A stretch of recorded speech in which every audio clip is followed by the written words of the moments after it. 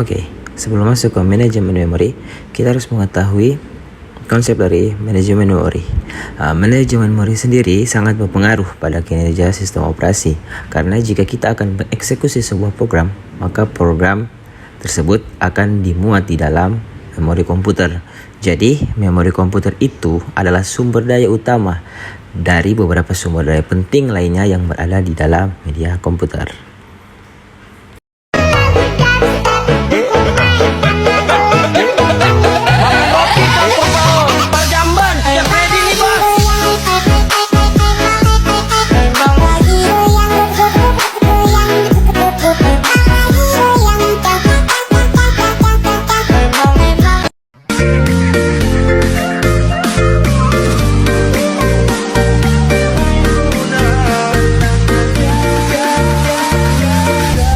Santuy.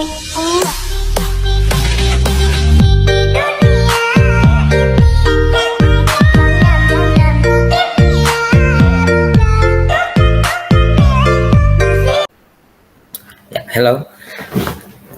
Kami di sini kelompok 4 mendapat bagian menjelaskan tentang materi dari memori management. Ya, saya sendiri di sini khususnya akan menjelaskan apa ini maksud dengan address binding. Ya, address binding adalah sebuah prosedur untuk menetapkan alamat fisik yang akan digunakan oleh program yang terdapat di dalam memori utama. Itu adalah namanya sendiri dari address binding. Jadi konsep untuk address binding itu jadi ini. Sebelum program dieksekusi, program tersebut berada di dalam disk.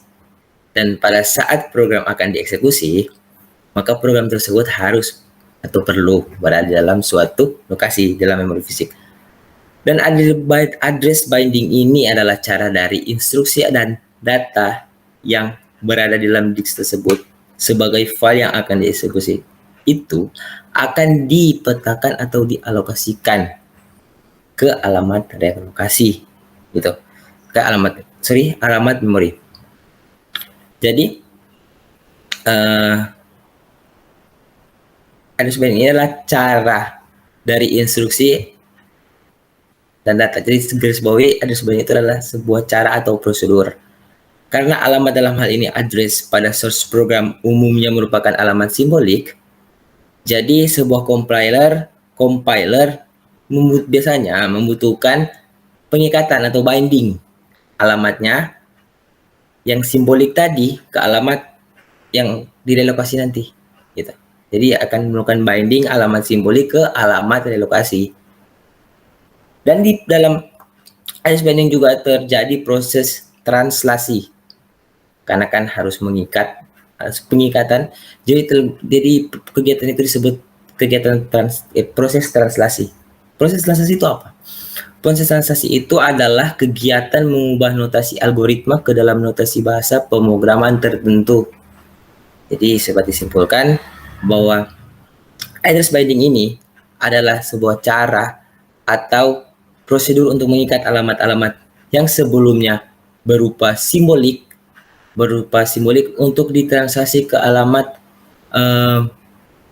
yang relokasi atau akan nanti di dalam memori utama. Kita masuk ke yang berikutnya. Dan berikutnya itu adalah materi tentang 3 tahap yang dapat berlangsung di dalam address binding, yaitu compile, loading, dan execution. Di sini ada gambar yang bisa menjadi patokan gambaran bagaimana terjadi address binding yang saya dapatkan dari search engine. Yang pertama itu compile time. Kita masuk ke compile time. Di sini ada S1, S2, S ke N, O2. Ini disebut baik tahap dari kompilasi. Namun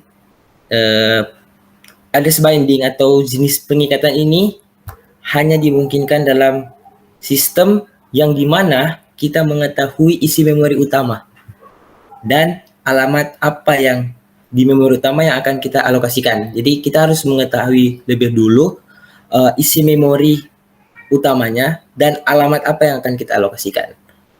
Jadi dapat dikatakan bahwa kompilasi jenis ini tahap jenis ini, tahap address binding jenis ini tidak mendukung dimungkinkan dalam sistem yang tidak memiliki dukungan untuk multi pemrograman. Jadi bisa dikatakan bahwa tahap address binding ini dimungkinkan dalam sistem yang tidak memiliki dukungan multipemrograman yang harus terlebih dahulu mengetahui yang segala macam. Kan sekarang udah canggih, jadi kita sudah ada komputer otomatis dapat mengetahui alamat-alamat itu harus dikasih ke sini, ke alamat ini, harus ke memori, dalam memori yang di sini. Nah, jadi konsepnya seperti itu. Nah, kita masuk yang kedua, yaitu loading time.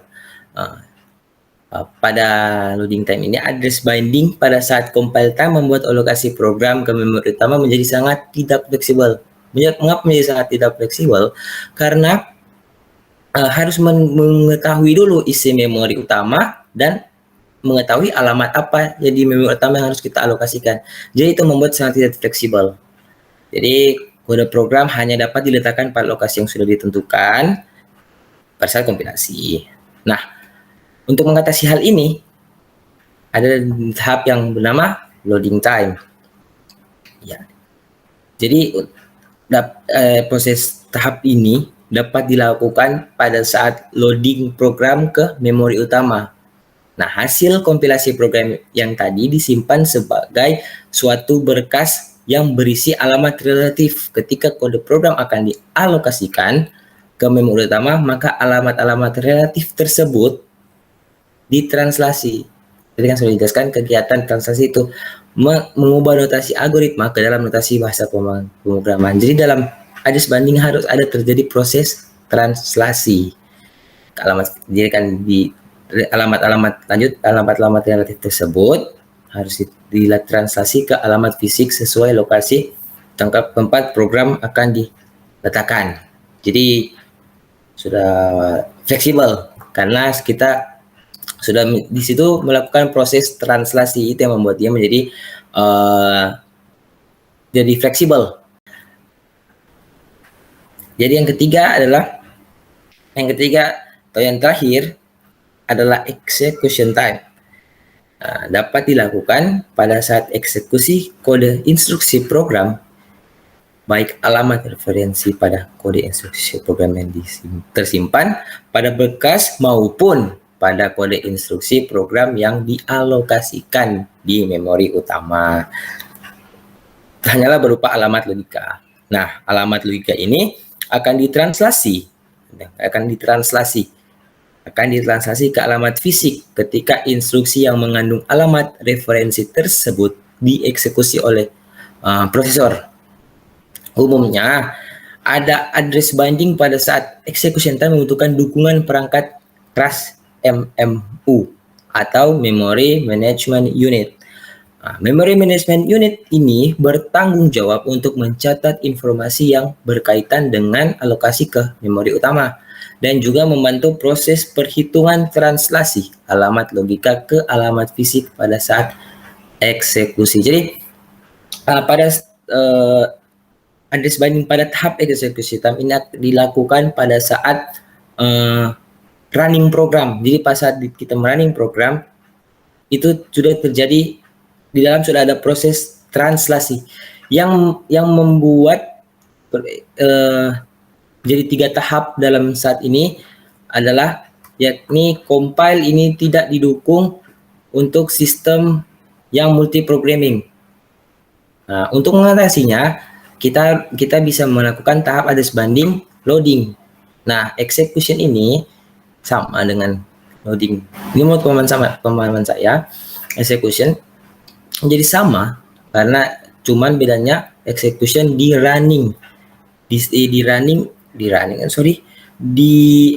binding saat running program. Jadi sudah lebih fleksibel lagi. Jadi saat kita running sebuah sementara atau sedang running program, situ sudah terjadi proses translasi. Yang membuat dia fleksibel. Namun untuk membantu kegiatan ini harus didukung dengan perangkat keras, yaitu Memory Management Unit. Memory Management Unit untuk membantu si tahap execution time dalam melakukan aktivitas yang sangat fleksibel tadi. Jadi harus ada Memory Management Unit yang bertanggung jawab untuk mencatat informasi yang berkaitan dengan alokasi memori utama. Jadi Memory Management Unit berfungsi mencatat informasi yang berkaitan dengan alokasi ke memori utama dan juga membantu proses perhitungan translasi alamat logika ke alamat fisik pada saat eksekusi. Jadi itu pembahasan dari address binding, nanti akan dilanjutkan oleh teman saya. Terima kasih.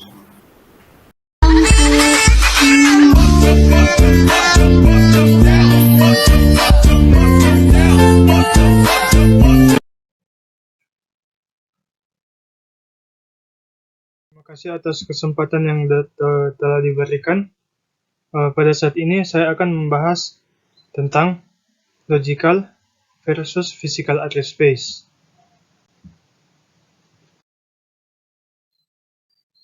Di sini kita masuk pada pengertian dasar.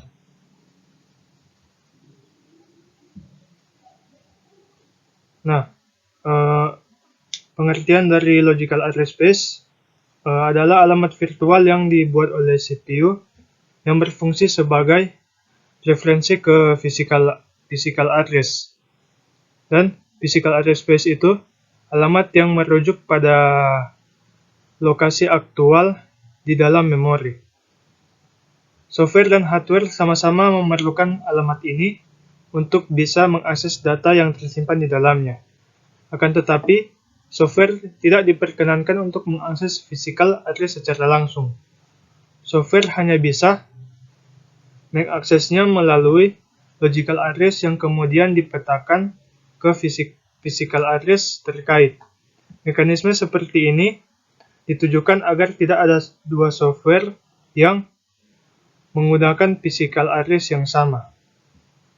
Melalui logical address inilah sebuah software bisa menggunakan physical address secara tidak langsung untuk menyimpan data yang diperlukan selama software itu sedang dijalankan. Semua logical address yang ada disebut sebagai logical address space, sedangkan seluruh physical address space disebut physical address space. Nah, address space itu seperti digambarkan itu seperti alamat rumah yang kita punya.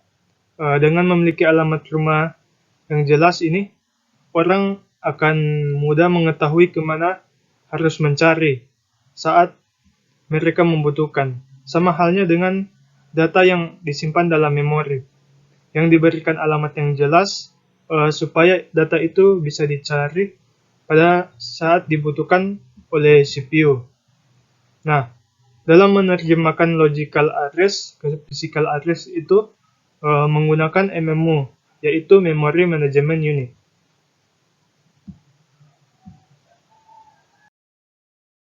Nah, ini adalah MMU. Dan di sini adalah gambaran bagaimana dari CPU dia itu logical address diterjemahkan ke physical address melalui itu tadi, melalui MMU. Untuk dapat masuk ke physical memory.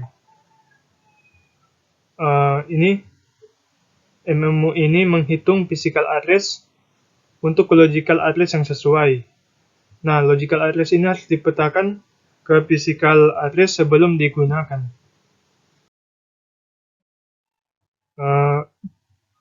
Di sini kita masuk dalam perbedaan antara logical dan physical address space. Nah, dari semua referensi yang saya baca-baca, saya di sini menemukan ada 4 parameter yang menurut saya itu menarik. Nah, di sini ada address space, visibility, generation, dan access. Nah, saya akan menjelaskannya secara satu persatu. Dalam address space ini dari sisi logical, dia dihasilkan oleh CPU yang mengacu pada suatu program. Kalau dari sisi fisikal, dia dipetakan ke alamat logika yang sesuai. Dalam visibility, di logical itu, user dapat melihat logical address dari suatu program. Dan kalau dari sisi fisikal, user tidak pernah dapat melihat physical address dari suatu program. Nah, dari sisi generation, dia dihasilkan oleh CPU. Kalau itu logical, kalau physical dia dihitung oleh MMU. Dalam sisi akses, di logical itu, user dapat menggunakan logical address untuk mengakses physical address. Nah, di sisi physical address ini secara tidak langsung dapat mengakses ke alamat fisikal, tetapi tidak secara langsung.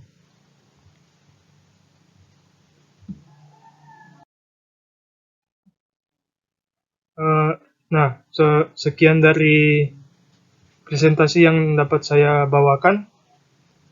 Sekian dan terima kasih.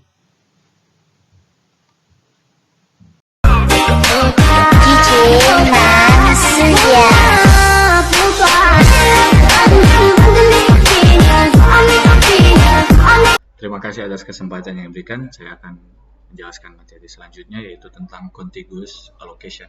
Nah, di sini memori utama itu harus menampung sistem operasi dan berbagai proses pengguna. Oleh karena itu, kita perlu mengalokasikan memori utama dengan cara yang seefisien mungkin. Di materi ini, kita akan mencari tahu berbagai macam cara untuk mengalokasikan memori agar bisa menampung sistem operasi dan segala proses di dalamnya dengan cara seefisien mungkin. Kita akan membahas kekurangan dan kelebihan dari setiap caranya. Nah, di sini ada cara single partition. Nah, dalam skema alokasi ini, semua memori RAM bisa diproses kecuali memori untuk OS-nya, memori untuk operating system-nya. Dalam single partition hanya dapat mendukung monoprogramming. Nah, untuk lebih jelasnya kita akan jelaskan dengan ilustrasi sebagai berikut. Nah, di sini ada ilustrasi. Ini kita anggap sebuah memori. Memori ini dalam bentuk RAM ya, bukan dalam bentuk ROM dan lainnya, dalam bentuk RAM. Nah, di sini ada sebuah partisi besar. Sebuah partisi besar yang bisa menampung berbagai macam proses di dalamnya. Nah, semuanya bisa diproses kecuali seperti yang dijelaskan tadi, kecuali yang ada di OS ini. Nah, ini untuk single partition. Jadi dia menyediakan sebuah partisi besar yang berbagai macam prosesnya bisa diproses di dalamnya. Oke, untuk single partition ini dia tidak mendukung multiprogramming, hanya mendukung monoprogramming. Nah, ini sangat cocok untuk digunakan oleh single use system seperti MS-DOS. Nah, ini sangat sederhana karena dia hanya menyediakan satu partisi yang besar yang ada banyak proses di dalamnya. Nah, tapi dia perlu diamankan. Kenapa perlu diamankan? Agar dia tidak salah akses ke OS, begitu juga sebaliknya, sehingga perlu diamankan. Nah, di sini ada memori yang dialokasikan tapi tidak digunakan. Nah, bagaimana cara mengamankannya? Yaitu dengan menggunakan ini. Contohnya ilustrasi seperti ini. Nah, di sini ada dua address, yaitu logical dan physical. Kita anggap saja ini agar lebih mudah dimengerti. Physical address ini contohnya seperti alamat rumah kita, contohnya di Tomohon. Nah, untuk logical address-nya itu contohnya seperti kode pos dari Tomohon. Nah, logical address ini seperti virtual address, jadi seperti alamat virtual. Nah, alamat virtual ini yang akan di-translate, yang akan dirubah menjadi physical address. Nah, physical address ini yang akan disimpan ke dalam memori. Jadi memori yang menyimpan physical address tidak dengan logical address. Nah, logical address ini yang lainnya yang akan menggunakan seperti aplikasi-aplikasi lainnya yang akan menggunakan logical address ini. Nah, untuk pengamanannya itu seperti ini. Contoh, di sini ada limit register. Jika logical address-nya lebih besar dari limit register, maka akan dipanggil interrupt-nya. trap addressing error. Jika lebih besar, contoh di sini 1200 dan limit registernya 1500.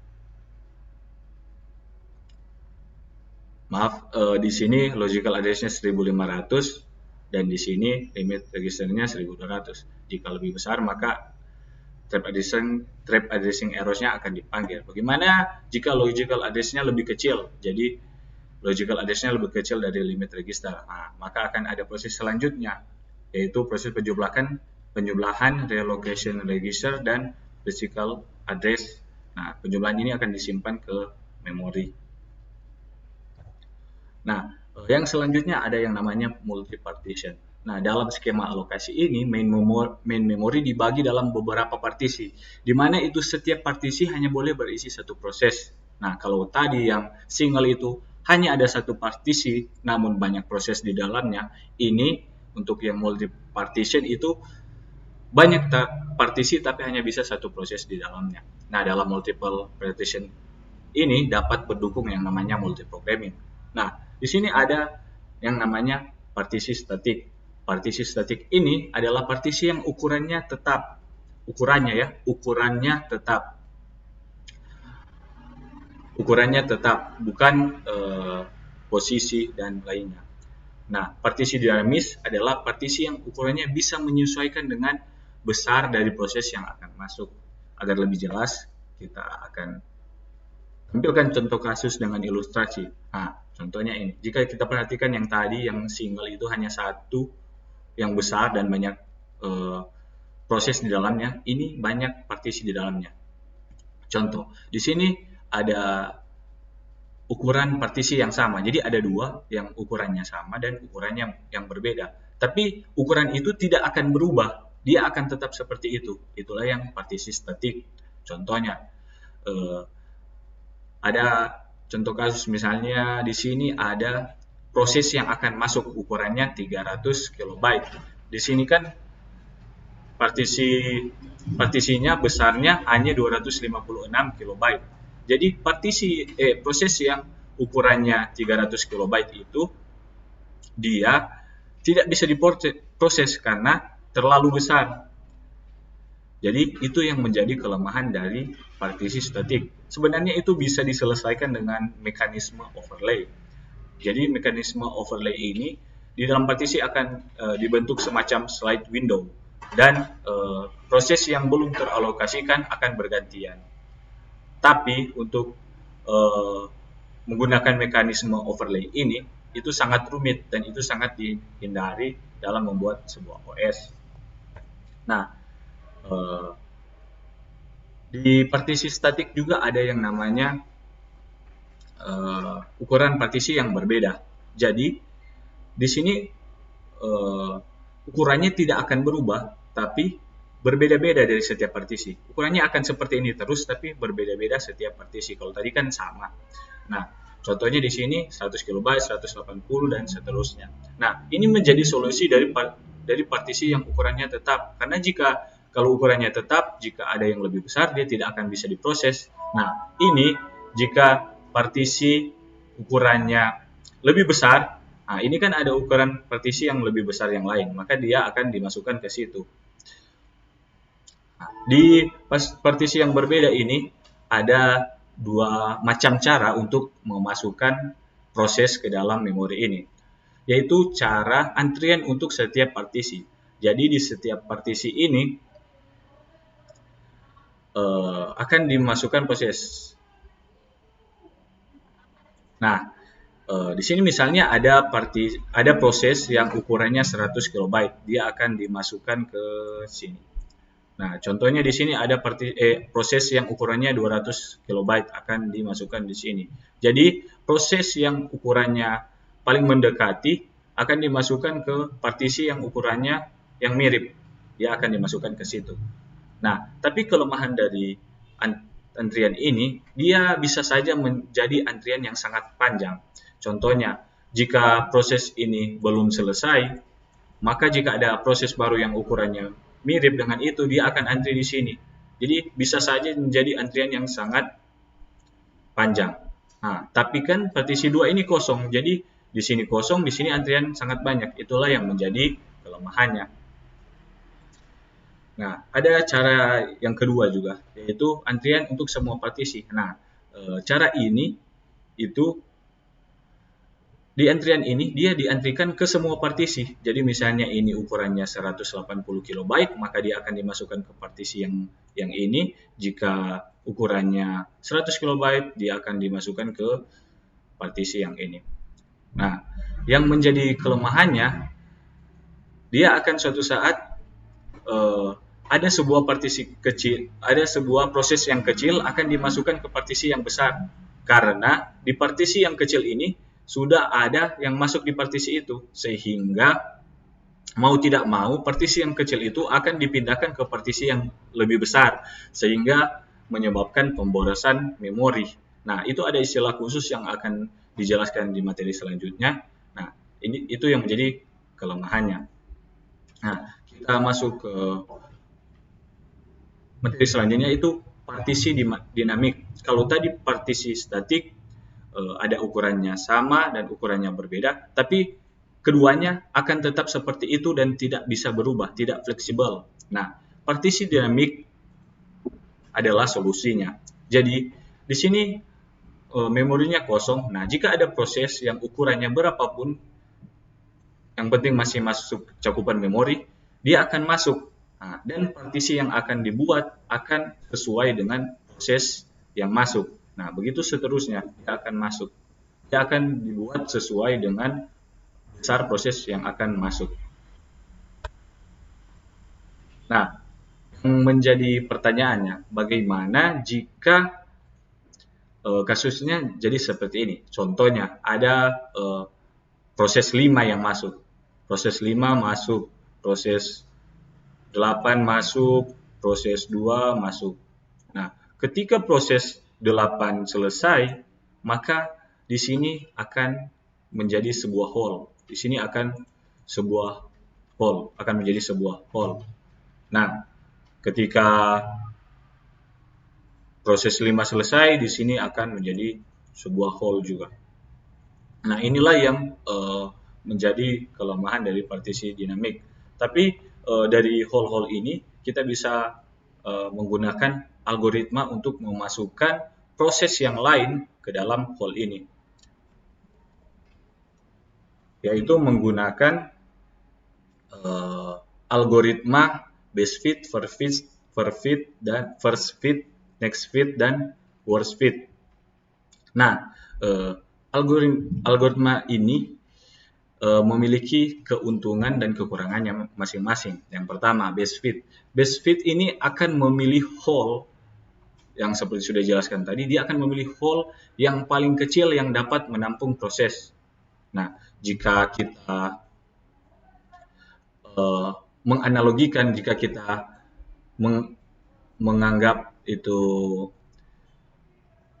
baju ini itu adalah hole-nya. Baju ini adalah hole-nya. Cara memilihnya adalah algoritmanya. Nah, agar lebih mudah, contohnya yang tadi. Nah, untuk best fit ini dia kan akan memilih hole yang paling kecil yang dapat menampung proses.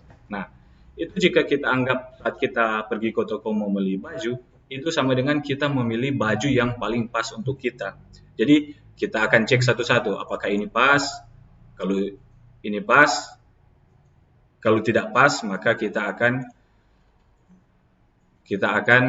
pindah ke baju yang selanjutnya. Kalau ini tidak pas lagi, kita akan terus. Nah, dia akan cek satu-satu mana yang paling pas, sehingga kita bisa menggunakannya. Keuntungan dari best fit ini, dia akan mendapat partisi yang paling pas dengan dia. Jadi dia tidak akan ada pemborosan memori, itu sangat efisien. Tapi yang menjadi kelemahannya, karena dia akan mengecek satu persatu dari partisi yang ada, hole yang ada, dia akan cek satu-satu hole yang ada, maka prosesnya memakan waktu yang lama. Itu untuk best fit. Untuk first fit itu mencari hole yang kosong dari alamat awal sampai menemukan blok yang dapat menampung proses. Nah, untuk first fit ini, jadi jika dianalogikan seperti ini, dia akan mengambil baju yang pertama. Nah, baju yang pertama ini yang akan diambilnya. Itu untuk yang first fit. Tapi yang menjadi kekurangan dari first fit ini, itu bisa saja mengambil baju yang terlalu besar atau baju yang terlalu kecil. Nah, itu akan menjadi pemborosan, tidak efisien. Nah, untuk algoritma selanjutnya yaitu next fit. Next fit ini mirip dengan first fit, tapi kebalikannya. Kalau first fit mencari dari yang paling pertama, kalau next fit mencari alamat yang paling terakhir. Untuk keuntungan dan kelebihannya mirip, yaitu keuntungannya dia akan memakan waktu yang sangat sedikit, tapi dia akan memilih bisa saja terlalu besar atau terlalu kecil. Nah, untuk worst fit ini mencari hole yang paling besar agar sisa memori dapat dialokasikan untuk proses lain. Jika dianalogikan agak aneh sih sebenarnya. Contoh, dia akan mencari yang paling besar. Misalnya yang hitam ini yang paling besar. Nah, karena paling besar mungkin ada sisa kain, maka akan dibuat mantel atau baju yang lebih kecil untuk yang lain. Nah, yang menjadi keuntungan dari worst fit ini karena dia mencari hole yang besar. Nah, untuk hole yang sisanya akan bisa digunakan oleh proses yang lainnya. Yang menjadi kelemahannya itu sama seperti best fit. Dia memakan waktu yang lama karena dia harus cek satu-satu mana hole yang paling besar. Nah, ini untuk materi, dan materi selanjutnya akan dijelaskan oleh teman saya.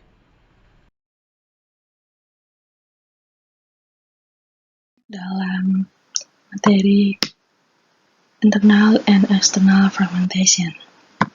Nah, apa itu fermentasi? Nah, fragmentasi adalah sebuah fenomena di ruang penyimpanan yang digunakan secara tidak efisien sehingga terdapatnya lubang-lubang yang tidak cukup besar untuk menampung permintaan alokasi memori dari sebuah proses. Nah, fermentasi sendiri dibagi menjadi dua, yaitu internal fragmentasi dan eksternal fragmentasi. Nah, apa itu fermentasi internal? Fragmentasi internal adalah kapasitas memori yang diberikan kepada sebuah proses melebihi besarnya permintaan yang diajukan oleh proses. Dan ketika partisi ukuran tetap ditugaskan kepada program atau file dengan ukuran kurang dari partisi, membuat sisa ruang di partisi tersebut itu tidak dapat digunakan. Nah, ini adalah contoh dari fragmentasi internal. Nah, kita bisa lihat pada gambar sebelah kiri ini bahwa awalnya memori partisi 1 sampai partisi 4 itu masih kosong, dan pengalokasinya membagi memori menjadi partisi yang berukuran tetap. Kemudian memori yang bernama A, B, dan C itu dimuat ke partisi pertama, sedangkan yang keempat ini masih kosong atau masih bebas. Nah, kita bisa lihat dari gambar tersebut bahwa program A ini itu cocok dengan ukuran partisi sehingga tidak ada pemborosan dalam partisi tersebut. Sedangkan program B dan program C lebih kecil dari ukuran partisi. Kita bisa lihat bahwa perbedaannya program A dengan kedua program ini berbeda. Program A itu full, sedangkan program B dan program C itu masih ada yang kosong. Nah, sehingga masih ada ruang yang kosong atau tersisa. Nah, jadi sesuai dengan pengertiannya, jika program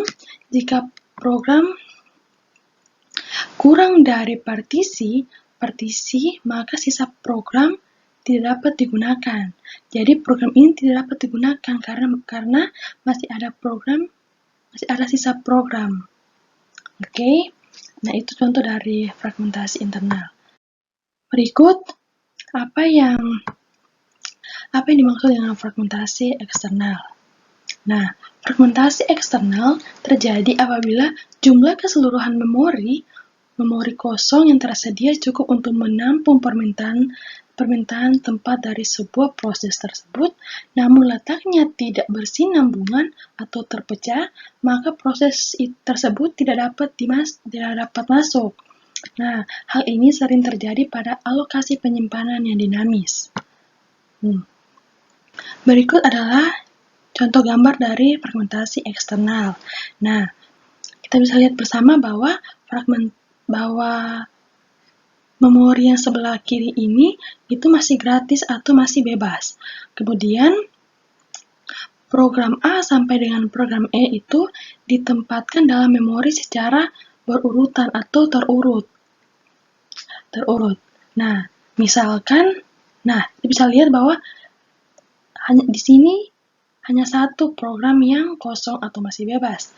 Nah, misalkan program A dan program C kita tutup atau kita keluarkan dari memori, maka yang awalnya hanya satu yang kosong, di sini sudah menjadi 3. Nah, sudah menjadi 3 yang kosong.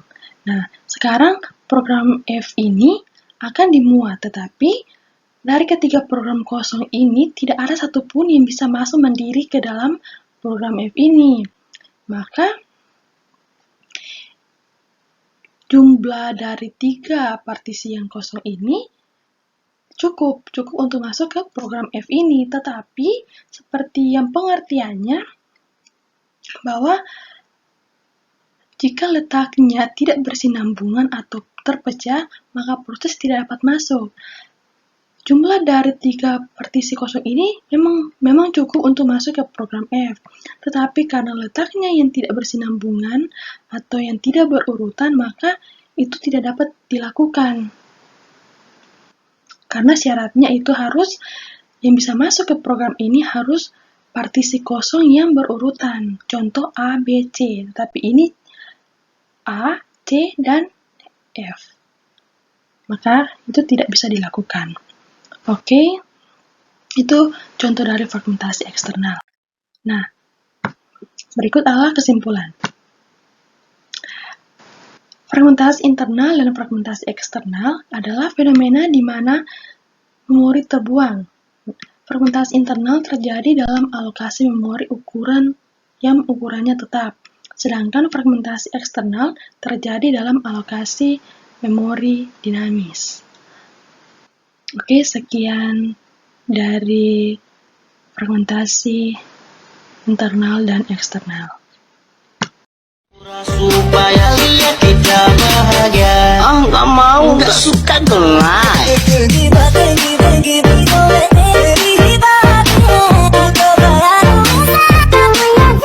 Dalam skema demand paging, yang akan terjadi adalah bahwa kita akan memiliki perangkat penyimpanan sekunder seperti hard disk. Akan ada ruang tertentu yang dialokasikan sebagai ruang swap. Di ruang swap ini, semua blok executable akan tersedia. Misalnya, jika proses memiliki 6 blok, 1 hingga 6, dan semua blok itu akan ada di ruang swap dan hanya tergantung pada permintaan untuk memblokir blok proses yang dimuat dari ruang swap ke RAM. Sekarang mari kita asumsikan bahwa ada instruksi yang mengeksekusi halaman tabel ke-8 yang sesuai dengan blok ke-6 dari proses, dan itu telah menghasilkan load atau store ke lokasi memori tertentu di nomor blok yang ke-5. Yang terjadi adalah bahwa prosesor akan mencari tabel halaman proses yang sesuai dengan blok nomor ke-5 dan melihat bahwa bit saat ini diatur ke 0. Ini akan menghasilkan suatu yang dikenal sebagai halaman fault interrupt. Sekarang, halaman fault akan memicu sistem operasi untuk mengeksekusi proses tersebut. Sistem operasi akan mendeteksi bahwa ini adalah halaman fault, dan itu akan menentukan penyebab halaman fault ini, dan akan memuat halaman yang sesuai dari disk ke dalam RAM. Akibatnya, ia akan memodifikasi halaman table proses. Misalnya di sini nilai 1 ditambah ke dalam halaman frame dan bit saat ini diatur ke 1. Sekarang semua akses selanjutnya ke blok nomor 5 ini tidak akan menyebabkan halaman fault, karena bit saat ini sudah diatur ke 1. Namun, akses pertama untuk memblokir 2, 3, dan 4 akan menghasilkan halaman fault, dan itu akan menyebabkan sistem operasi mengeksekusi dan memuat blok yang sesuai ke dalam RAM. Akibatnya halaman table untuk proses khusus itu akan diperbaharui. Sekarang kita telah mencapai keadaan di mana setiap halaman frame dalam RAM menempati beberapa blok. Blok-blok ini dapat berasal dari proses 1 atau proses 2 ataupun proses 3. Sekarang, apa yang akan terjadi jika kita akses memori untuk memproses blok ketiga? Seperti yang dapat kita lihat bahwa karena bit saat ini diatur ke 0, dalam proses halaman tabel itu akan menghasilkan halaman fault lagi, dan itu akan memicu sistem operasi untuk mengeksekusi proses itu. Sekarang masalahnya adalah apa yang akan dilakukan sistem operasi untuk memenuhi akses memori khusus ini di blok yang ketiga. Sistem operasi perlu menghapus salah satu halaman. Pada dasarnya, ini perlu membersihkan salah satu dari halaman untuk membuka blok yang baru. Keputusan jelas yang perlu dibuat oleh sistem operasi adalah blok mana yang harus dihapus untuk memberi jalan bagi blok baru yang akan menggunakan blok itu. Pilihan ini didasarkan pada algoritma yang ada di dalam sistem operasi. Ini dikenal sebagai algoritma pengganti halaman atau page replacement. Dan ada beberapa pilihan untuk itu seperti FIFO, first in, first out, optimal page, atau least recently used. Berdasarkan keputusan yang dibuat oleh algoritma pengganti halaman, operating system atau sistem operasi akan menukar blok dari RAM dan menggantinya dengan blok yang ketiga yang baru-baru ini diakses. Akibatnya, bit saat ini sesuai dengan blok yang dihapus dan kemudian akan diatur ke 0. Kita telah menghapus misalnya blok nomor 1 dari RAM ke swap, dan oleh karena itu bit saat ini sesuai dengan blok 1 yang kemudian akan diatur ke 0. Sekarang blok yang ketiga yang baru saja dimuat ke dalam halaman frame tertentu akan memiliki nomor halaman frame dan bit saat ini diatur ke 1.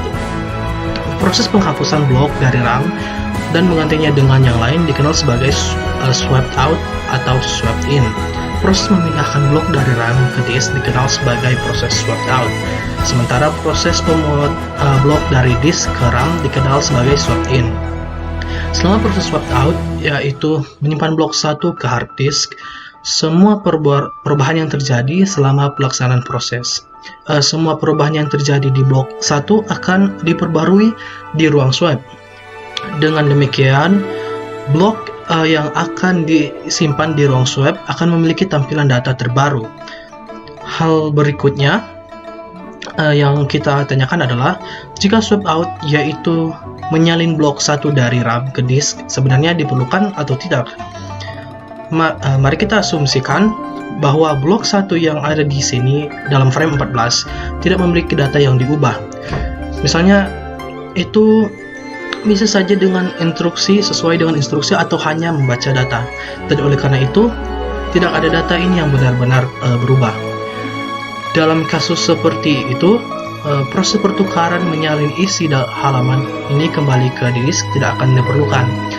Karena di sisi lain, misalkan kita memiliki data dalam blok nomor 1 yang telah dimodifikasi, ini akan menunjukkan bahwa salinan blok 1 dalam RAM berbeda dari yang ada di dalam disk.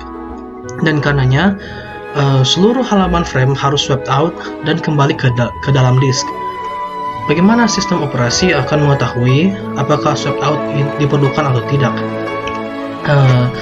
Ini dilakukan dengan sedikit tambahan yang hadir dalam halaman table yang dikenal sebagai debit atau bit kotor. Bit kotor pada dasarnya menunjukkan apakah isi blok dalam RAM telah dimodifikasi sehubungan dengan isinya di disk atau di ruang swap. Jika bit kotor diatur ke 1, itu menunjukkan bahwa memang ada perbedaan di antara isi RAM sesuai dengan isi di ruang swap. Dan karena itu, selama halaman fault, isi dalam halaman frame akan kembalikan ke RAM. Jika bitcoder memiliki nilai 0, maka seluruh proses swap tidak akan diperlukan. Itu perlu untuk swap proses baru dan mengganti blok dalam halaman frame yang sesuai. Selain P dan D, tabel halaman untuk suatu proses memberi bit tambahan yang dikenal sebagai protection bit. Protection bit ini akan menentukan berbagai atribut atau untuk blok tertentu.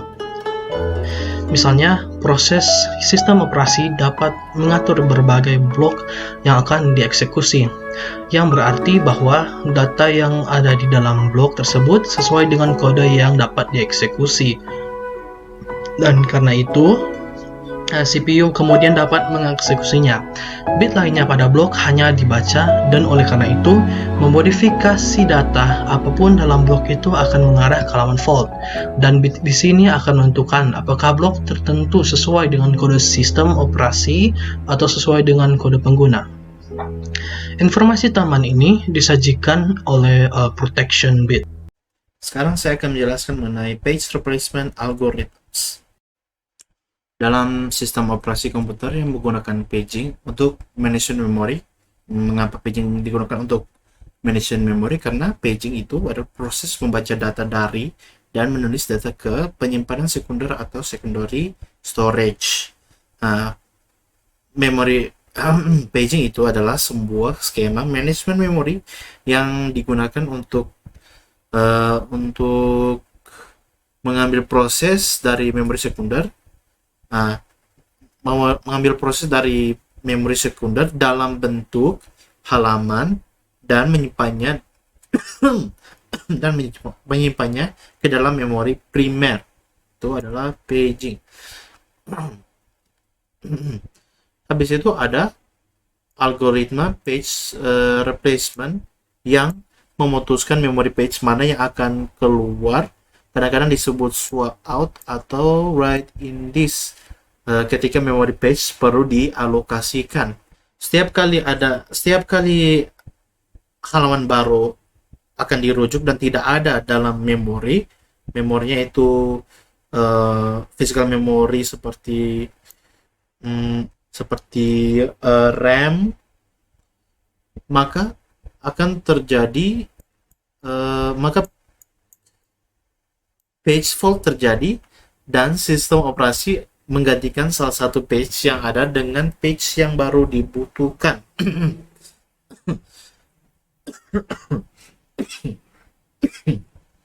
Dalam kasus page fault, operating system itu harus membawa halaman dari penyimpanan sekunder ke memori utama. Hal ini dapat menyebabkan beberapa halaman dalam memori utama diganti karena penyimpanannya terbatas atau sudah penuh. Maka diperlukannya sesuatu yang bernama page replacement algorithms yang diperlukan untuk memutuskan halaman mana yang akan diganti atau perlu diganti. Yang perlu diganti. Jika memori itu tidak full, maka page akan ditarik dari virtual memory ke memori utama. Page replacement algorithms yang berbeda menyarankan cara yang berbeda untuk memutuskan page mana yang akan diganti. Apa itu page fault? Page fault itu sejenis interupsi. Interupsi merupakan high priority signal ke CPU yang akan diangkat oleh perangkat keras ketika program yang sedang berjalan mengakses memori page yang dipetakan ke virtual address space tetapi tidak dimuat dalam physical memory atau RAM. Jadi kurang lebih page fault adalah kondisi di mana sebuah proses tidak dapat menemukan page-nya yang dimuat dalam main memory atau primary memory. Berikut ini merupakan proses dari page replacement algorithms. Kita misalkan dengan contoh ada proses A yang dibagi menjadi 5 pages, yaitu page 1 sampai page 5. Ada juga proses B yang dibagi menjadi 4 page, yaitu page 1 sampai page 4. Di gambar sini ada CPU, RAM dengan HDD yang sebagai secondary storage, RAM sebagai physical memory dan CPU sebagai primary memorinya. Nah, kita juga dapat melihat bahwa RAM sudah terisi semua page yang ada dalam proses A, yaitu P1 sampai P5. Letaknya untuk sementara ini masih terserah. Habis itu CPU membaca dalam RAM mengenai proses A, dan didapati semua page-nya sudah lengkap, ada P1 sampai P5. Berikut proses B, ya, semua page yang ada dalam proses B ditaruh dalam RAM P1, P2, P3, tetapi karena RAM sudah full, sudah tidak bisa diisi lagi page 4. Jadi page 4 berada dalam secondary stage, dalam virtual memory yang ada dalam secondary storage. Nah, pada saat dia CPU mau mencek RAM, didapati tidak semua page yang ada dalam proses B masuk ke dalam RAM. Nah, dari situlah diperlukan namanya page replacement algorithms. Nah, di sini kita melihat page replacement algorithms dia berjalan dengan cara menggantikan P5 dengan P4. P4 yang sebelumnya dari virtual memory, dia berpindah ke tempatnya tempatnya dulu P5 yang dari proses A.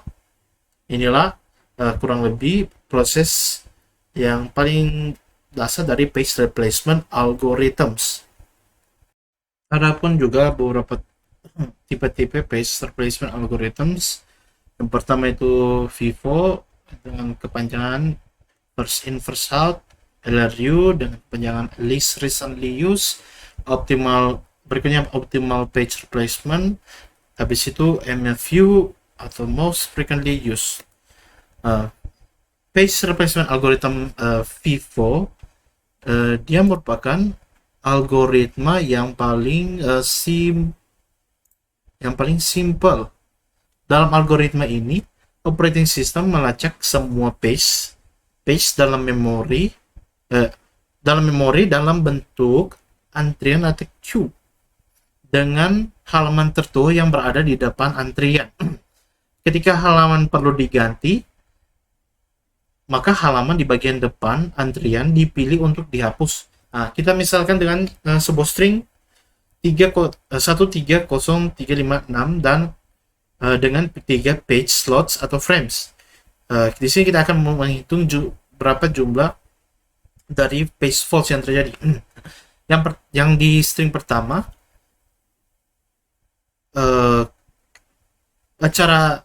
cara penyelesaian ini kita buat cara page replacement algorithm FIFO, kita pakai dengan bentuk tabel.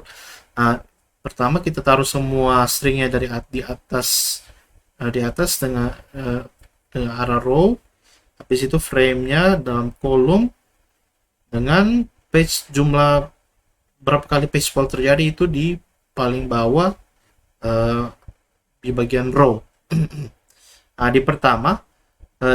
Di string pertama terjadi page faults karena tidak ada nomor 1 atau string 1. Jadi harus ditaruh dulu string 1 ke dalam frame 1. Berikutnya di string yang ketiga, karena 3 tidak ada dalam memori ini, ditaruhkannya 3 di frame kedua. Berikut di 0 ditaruhkannya lagi 0 karena masih ada memori kosong yaitu terdapat dalam frame ketiga, ditaruh 0, dan ini bisa dibilang page fault. Berikut di string yang 3 ini, karena sudah ada 3 tidak terjadi page fault karena sudah ada nomor 3. Berikut 5 kan itu nomor baru, karena sebelumnya 5 tidak ada, terjadi page fault, dan yang harus diganti itu nomor yang paling tertua, yaitu yang berada di depan nomor 1 dengan 5. Itu namanya first in first out. Nah, ini juga merupakan page fault.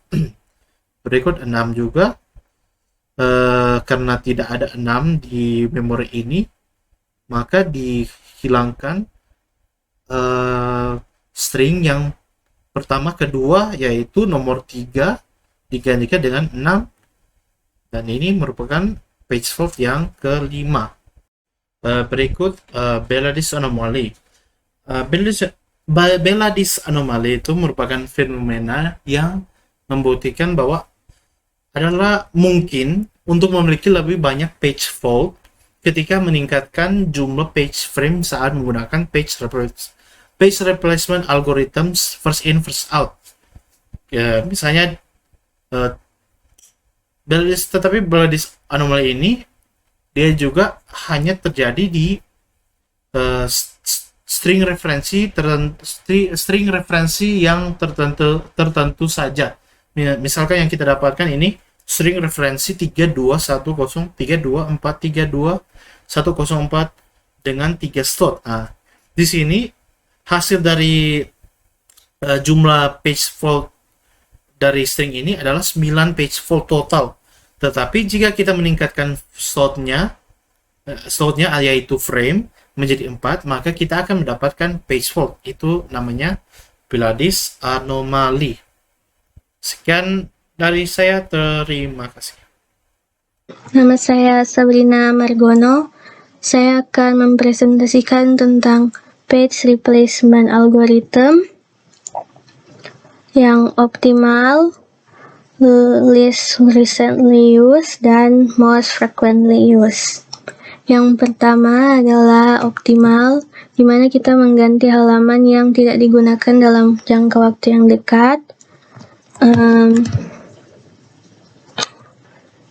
Dan kita dapat menghindari terjadinya anomali Belady atau keadaan di mana page fault rate meningkat seiring bertambahnya jumlah frame, dan algoritma ini memiliki tingkat page fault yang terendah jika dibandingkan dengan algoritma lain, dan memiliki page replacement yang rendah. Sebagai contoh di bawah ini terdapat string referensi 2, 3, 2, 1, 5, 2, 4, 5, 3, 2, 5, 2, di mana kita menuliskan angka yang ada pada string referensi ini ke dalam frame. Nah, karena angka 2 ini 23. Nah, karena angka 23 ini belum pernah muncul pada frame, maka halaman tersebut bernilai fault. Nah, di sini pada string referensi bernilai 2. Nah, karena sudah pernah ada dalam frame, jadi kita tuliskan kembali dan halaman tersebut tidak bernilai fault. Lalu yang selanjutnya ada 1.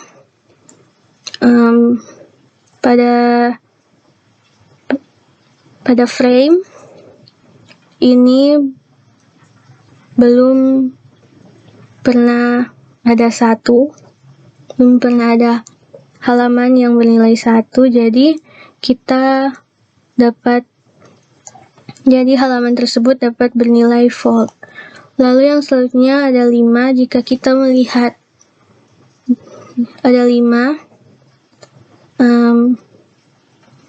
di sini angka 1 berubah menjadi 5 karena jika kita melihat pada string referensi selanjutnya, angka 1 tidak akan digunakan dalam waktu yang dekat, jadi kita mengganti angka 1 menjadi 5. Dan karena 5 belum pernah muncul pada frame, jadi halaman tersebut bernilai fault. Nah, di sini ada 2. Karena 2 ini sudah pernah muncul dalam frame, jadi kita menuliskan kembali nilainya dan tidak bernilai float. Nah, di sini ada 4. String referensinya bernilai 4. Kita menggantikannya kita mengganti dari 2 ke 4 karena jika kita lihat dalam waktu dekat pada string referensi selanjutnya, angka 2 belum akan digunakan pada waktu yang dekat. Jadi kita mengganti angka 2 ke angka 4. Dan karena angka 4 ini belum pernah muncul pada frame, jadi halaman tersebut bernilai float. Dan di sini ada 5 dan 3. Di sini karena angka 5 dan 3 ini sudah pernah ada di frame, jadi kita hanya menuliskan kembali nilainya dan tidak bernilai float. Nah, ini ada angka 2, kita gantikan dari angka 4 ke angka 2, karena jika kita lihat pada string referensi selanjutnya, angka 2 ini belum diperlukan pada waktu dekat. Jadi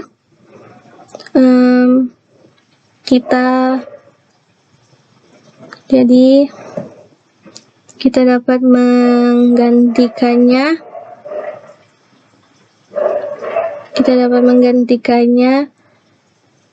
dari 4 ke 2. Dan karena angka 2 ini baru saja muncul, jadi halaman tersebut bernilai float. Begitu juga dengan angka 5 dan 2, karena sudah pernah muncul dalam dalam frame, jadi ini dapat dituliskan kembali dan tidak bernilai float. Lalu yang selanjutnya adalah place replacement algorithm yang least recently used, di mana yang page replacement algorithm yang optimal juga sulit untuk diimplementasikan karena sistem operasi harus dapat mengetahui halaman-halaman mana yang akan diakses berikutnya, sedangkan pada sistem operasi tidak dapat mengetahui halaman mana yang akan muncul selanjutnya. Lalu yang selanjutnya yang kedua ada page replacement algorithm least recently used, di mana algoritma ini mengganti halaman yang tidak digunakan dalam waktu yang lama dan tidak mengalami anomali beladi atau keadaan di mana page fault rate meningkat seiring bertambahnya jumlah frame.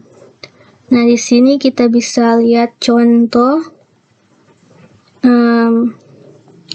pada referensi string. Di sini terdapat nilai 0, 1, 2. Kita tuliskan ke dalam frame. Jadi karena 0, 1, 2 ini belum pernah muncul dalam frame, jadi halaman ini bernilai float. Nah, 3. Karena jika kita lihat ke belakang, halaman 0 ini tidak digunakan dalam jangka waktu yang lama, jadi kita menggantikannya dengan halaman 3. Yang selanjutnya ada string referensi yang bernilai 0, dimana jika kita lihat pada frame halaman 1 ini sudah tidak digunakan dalam jangka waktu yang lama, jadi kita menggantikan halaman 1 ke halaman 0. Begitu juga seterusnya dengan angka 1 dan 4, dimana kita lihat di sini, jika kita lihat ke belakang, angka 2 dan angka 3 tidak digunakan dalam jangka waktu yang lama, maka itu akan digantikan dengan halaman yang baru, yaitu halaman 1 dan halaman 4. Nah, di sini ada angka 0 dan angka 1, di mana angka 0 dan angka 1 ini sudah pernah muncul dalam frame, jadi dapat ditulis kembali nilainya dan itu tidak bernilai false. Lalu yang selanjutnya ada angka 2, di mana jika kita lihat ke belakang, angka 4 ini sudah tidak digunakan dalam waktu yang lama. Jadi kita menggantikan halaman 4 ke halaman 2. Begitu juga dengan string referensi 3 dan 4, jika kita melihat ke belakang, angka 0 dan angka 1 sudah tidak digunakan dalam jangka waktu yang lama, sehingga kita dapat menggantikannya dengan halaman 3 dan halaman 4. Dan total page fault-nya berjumlah 10. Yang terakhir yaitu page replacement algorithm most frequently used, di mana algoritma ini mengganti algoritma yang paling sering digunakan untuk meminimalisir page fault. Nah, di sini bisa kita lihat pada contoh ada string referensi 1 dan 3. Kita tuliskan ke dalam frame 1 dan 2. 3 pada frame 2. Dan karena halaman 1 dan 3 ini belum pernah muncul dalam frame, jadi halaman tersebut bernilai false. Lalu selanjutnya ada 3 pada string referensi. Nah, bisa kita lihat di sini pada frame sebelumnya angka 3 sudah pernah muncul, jadi kita hanya menuliskan kembali nilainya dan halaman tersebut tidak bernilai false. Lalu selanjutnya ada string referensi 2. Kita tuliskan pada frame yang ketiga. Karena 2 ini belum pernah muncul dalam frame, jadi halaman 2 itu bernilai false. Lalu selanjutnya ada 5. Di sini kita bisa melihat ada perubahan dari halaman 3 ke halaman 5. Karena bisa kita lihat halaman 3 ini sudah 2 kali digunakan. Jadi halaman 3 adalah halaman yang paling sering digunakan, sehingga kita mengganti halaman 3 ke halaman 5. Dan karena halaman 5 ini belum pernah muncul pada frame sebelumnya, maka halaman 5 ini bernilai false. Lalu selanjutnya ada pada string referensi bernilai 2. Nah, bisa kita lihat di sini 2 ini sudah pernah muncul pada frame. Jadi kita hanya menuliskan kembali nilainya dan tidak bernilai false. Begitu juga dengan 1. Jika kita lihat pada frame sebelumnya, 1 ini sudah pernah ada dalam frame, jadi kita hanya menuliskan kembali nilainya. Dan halaman tersebut tidak bernilai false. Lalu selanjutnya ada string referensi 4. Di sini kita lihat halaman 1 dan halaman 2 itu masing-masing berjumlah 2 kali digunakan, di mana halaman 1 dan halaman 2 ini paling sering digunakan. Tapi kita menggantikannya dengan halaman 1 karena halaman 1 adalah halaman yang paling sering digunakan daripada 2. Jadi halaman 1 itu kita ganti menjadi 4. Nah, karena 4 ini baru ada pada frame, jadi halaman 4 ini bernilai false. Lalu selanjutnya ada angka 2 dan angka 5. Halaman 2 dan halaman 5 pada string referensi. Kita bisa lihat halaman 2 ini sudah ada dalam frame dan halaman 5 ini sudah pernah dalam frame. Jadi kita hanya menuliskan kembali nilainya pada frame dan tidak bernilai fold. Tapi halaman 2 ini sudah bertambah menjadi 3 kali digunakan dan halaman 5 ini sudah 2 kali digunakan. Sekian dan terima kasih. Nama saya Sabrina Margono. Saya akan mempresentasikan tentang page replacement algorithm yang optimal, least recently used, dan most frequently used. Yang pertama adalah optimal, di mana kita mengganti halaman yang tidak digunakan dalam jangka waktu yang dekat. Dan kita dapat menghindari terjadinya anomali Beladi atau keadaan di mana page fault rate meningkat seiring bertambahnya jumlah frame. Dan algoritma ini memiliki tingkat page fault yang terendah jika dibandingkan dengan algoritma-algoritma lain dan memiliki page replacement yang rendah. Sebagai contoh di bawah ini terdapat string referensi 2, 3, 2, 1, 5, 2, 4, 5, 3, 2, 5, 2, di mana kita menuliskan angka yang ada pada string referensi ini ke dalam frame. Nah, karena angka 2 ini 23. Nah, karena angka 23 ini belum pernah muncul pada frame, maka halaman tersebut bernilai fold. Nah, di sini pada string referensi bernilai 2. Nah, karena sudah pernah ada dalam frame, jadi kita tuliskan kembali dan halaman tersebut tidak bernilai fold. Lalu yang selanjutnya ada 1.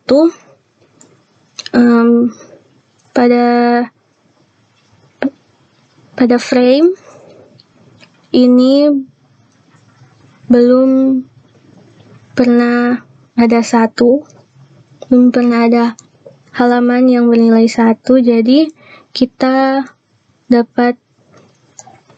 halaman tersebut dapat bernilai fold.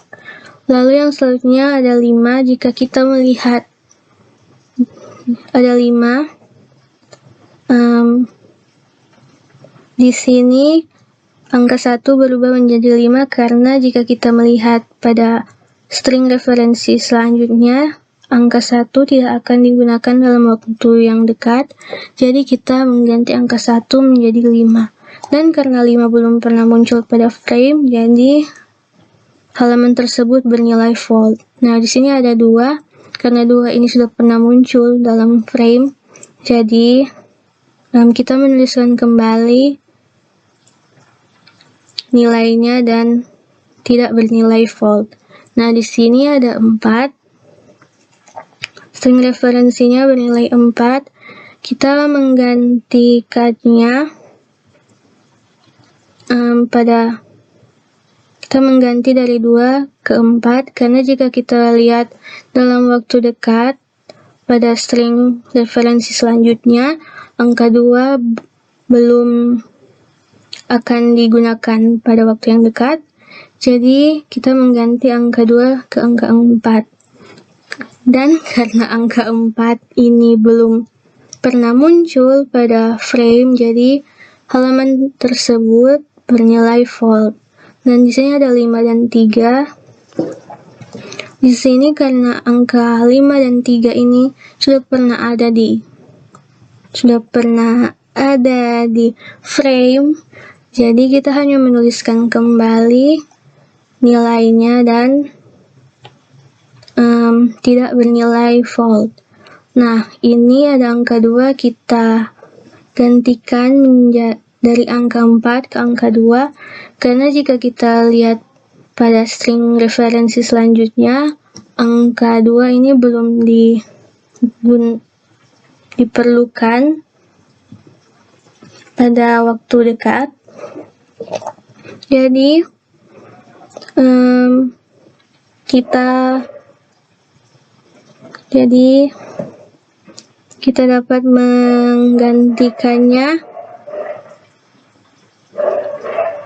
menggantikannya dari 4 ke 2. Dan karena angka 2 ini baru saja muncul, jadi halaman tersebut bernilai false. Begitu juga dengan angka 5 dan 2, karena sudah pernah muncul dalam dalam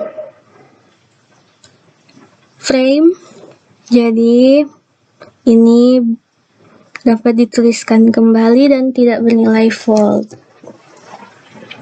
Lalu yang selanjutnya adalah place replacement algorithm yang least recently used, dimana yang page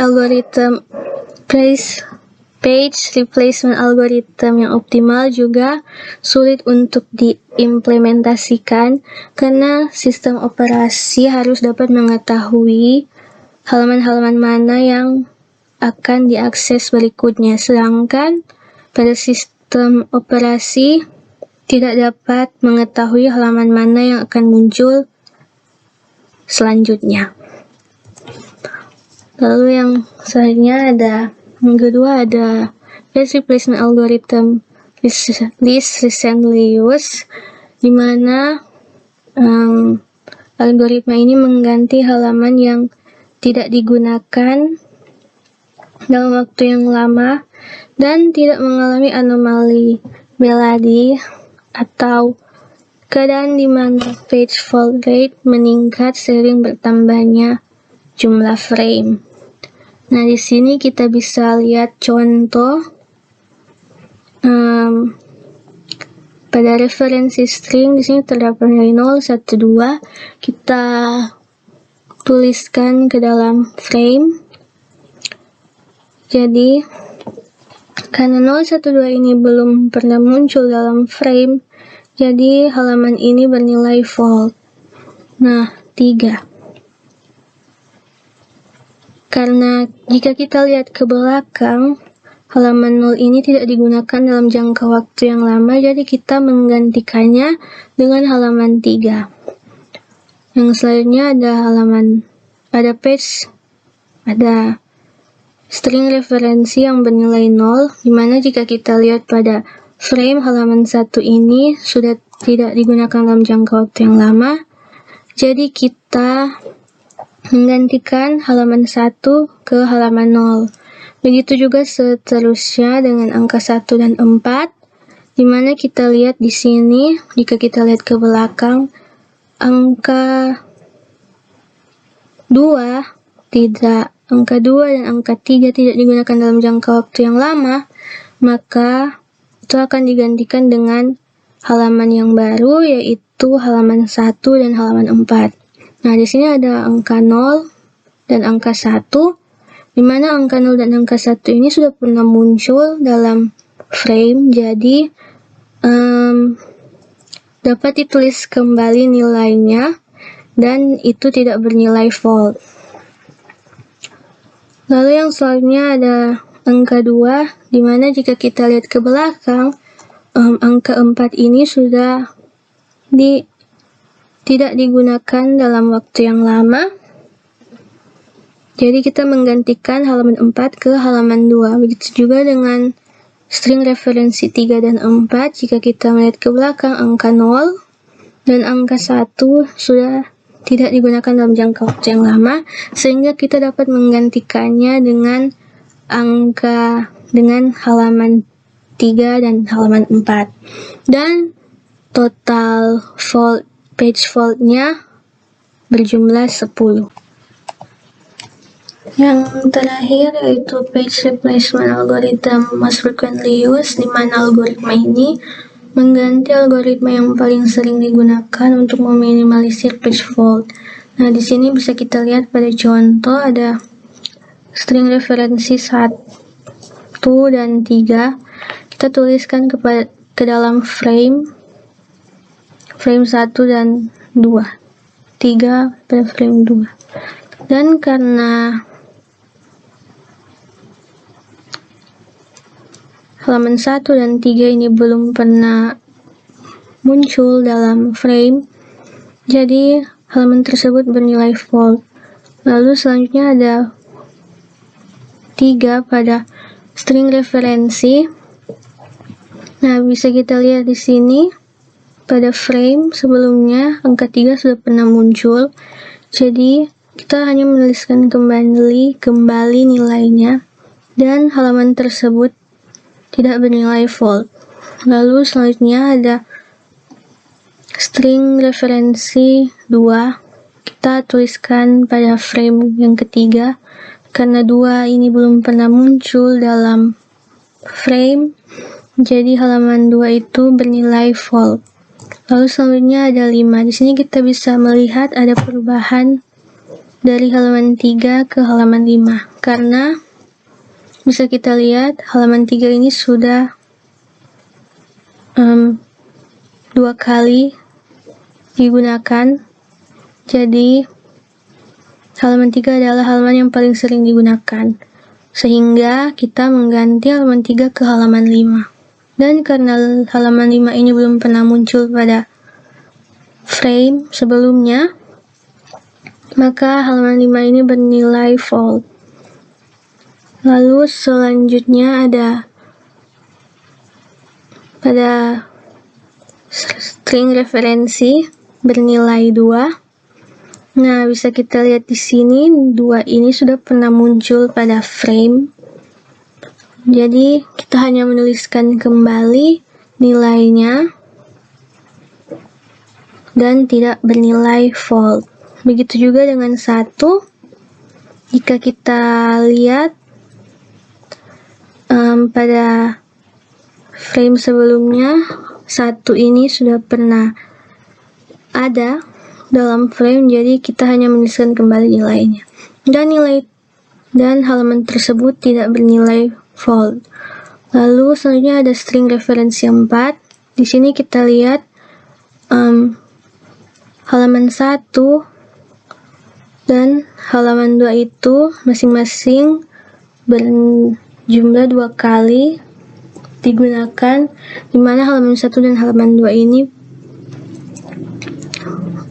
paling sering digunakan. Tapi kita menggantikannya dengan halaman 1 karena halaman 1 adalah halaman yang paling sering digunakan daripada 2. Jadi halaman 1 itu kita ganti menjadi 4. Nah, karena 4 ini baru ada pada frame, jadi halaman 4 ini bernilai false. Lalu selanjutnya ada angka 2 dan angka 5. Halaman 2 dan halaman 5 pada string referensi. Kita bisa lihat halaman 2 ini sudah ada dalam frame dan halaman 5 ini sudah pernah dalam frame. Jadi kita hanya menuliskan kembali nilainya pada frame dan tidak bernilai false. Tapi halaman 2 ini sudah bertambah menjadi 3 kali digunakan dan halaman 5 ini sudah 2 kali digunakan. Sekian dan terima kasih. Ini kita sayang, kita mau kita penghuni semua. Untuk tracing, sini tracing adalah sebuah proses di mana prosesor lebih banyak melakukan paging daripada mengeksekusi program atau permintaan. Jadi untuk lebih gampangnya saya akan tunjukkan agar bisa lebih mengerti. Nah, di sini main memory ada 4 frame. Frame pertama diisi page 1, frame kedua diisi page 2, Frame ketiga diisi page 3. Frame keempat diisi page 4. Contoh saja ini ya. Jadi ini CPU ingin mengeksekusi sebuah program. Tapi di sini dia membutuhkan page 5, tapi page 5 tidak ada di main memory, tapi dia ada di secondary memory. Nah, di sini karena tidak cukup frame untuk page 5 agar bisa dipindahkan ke main memory, maka ini dinamakan page fault. Nah, karena CPU membutuhkan page 5, maka CPU memutuskan untuk melakukan paging, di mana page 5 dipindahkan ke sini dan page 4 dipindahkan ke secondary memory. Nah, jadi page 4 dipindahkan di sini jadi page 5. Page 4 jadinya ini. Nah, ketika CPU akan mengeksekusi program itu lagi, dia mencari page 4 tidak ada. Nah, karena page 4 tidak ada, maka CPU memutuskan untuk melakukan paging lagi. Jadi, ini dia pindahkan ke sini,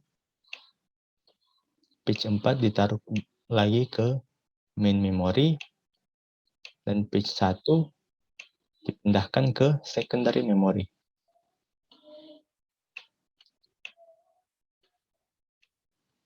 Nah, hal itu akan terjadi terus karena tidak ada cukup frame di main memory. Akhirnya akan terjadi paging terus-menerus, tapi program yang diminta tidak dieksekusi. Nah, apa yang terjadi jika terjadi paging terus-menerus atau terjadi tracing? Nah, jadi karena tracing ini, CPU utilization atau kemampuan CPU untuk mengeksekusi beberapa program sekaligus langsung turun. Nah, kita lihat di sini waktu tracing terjadi, CPU utilization langsung turun. Tapi di sini degree of multiprogramming tetap naik, tetap jalan. Itu karena operating system melihat bahwa program atau permintaan yang diberikan tidak dieksekusi oleh CPU, jadi mereka berpikir mereka harus menambah degree of multiprogramming agar CPU bisa mengeksekusi program itu dengan lebih cepat. Tapi CPU hanya melakukan paging terus-menerus bolak-balik. Jadi,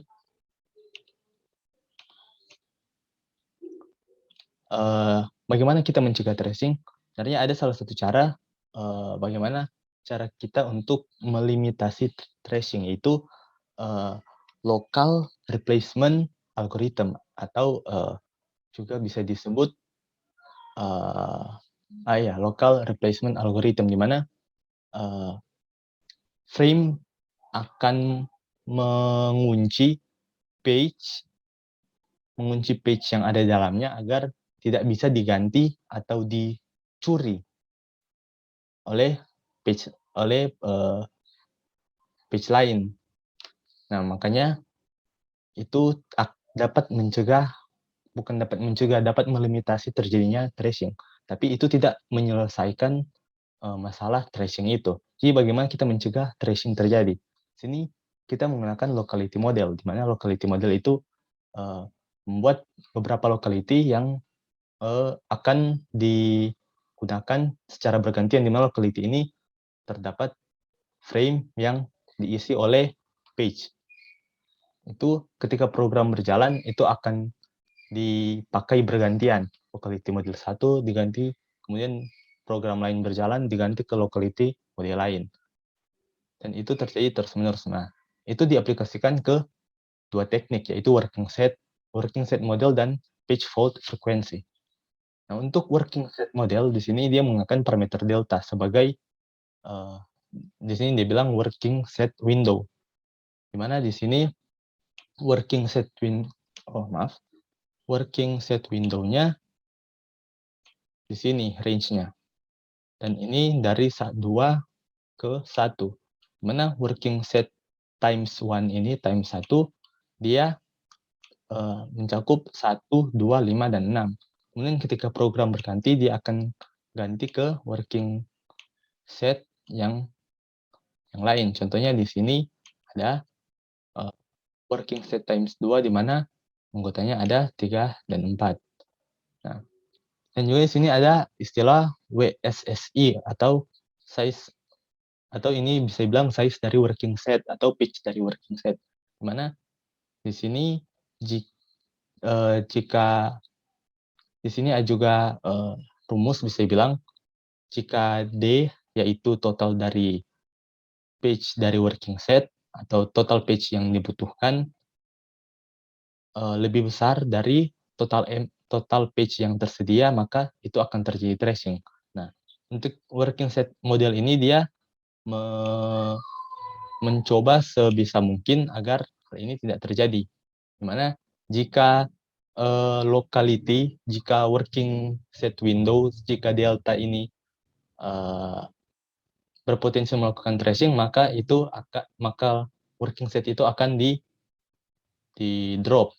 Nah, sini juga jika delta atau working set window-nya terlalu kecil, dia tidak bisa menampung semua locality yang bisa dibilang akan terjadi masalah. Dan jika terlalu kecil,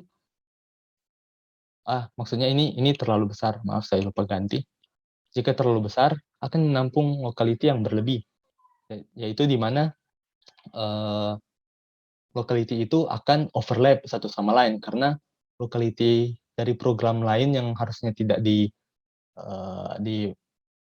eksekusi ada di locality program lain yang nantinya akan overlap. Dan lebih ekstrim lagi, jika delta sama dengan infinite, maka working set akan menampung semua locality yang ada di semua program, dan itu akan sangat parah.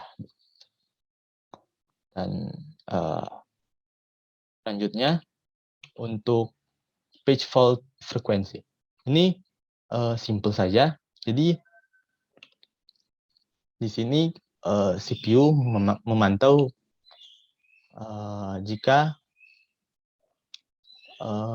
page yang dibutuhkan itu maksudnya frame yang dibutuhkan itu naik, maka dia akan menambah frame yang ada. Dan jika frame yang dibutuhkan itu cuma sedikit, maka untuk menghindari overlap, dia akan mengurangi frame yang ada. Nah, makanya dia akan bertahan di sini. Di mana garis ini dinamakan upper bound, garis yang di bawah dinamakan lower bound. Jadi dia akan mempertahankan frame yang ada agar tetap ada di dalam upper bound dan lower bound. Nah, sekian dari saya. Terima kasih.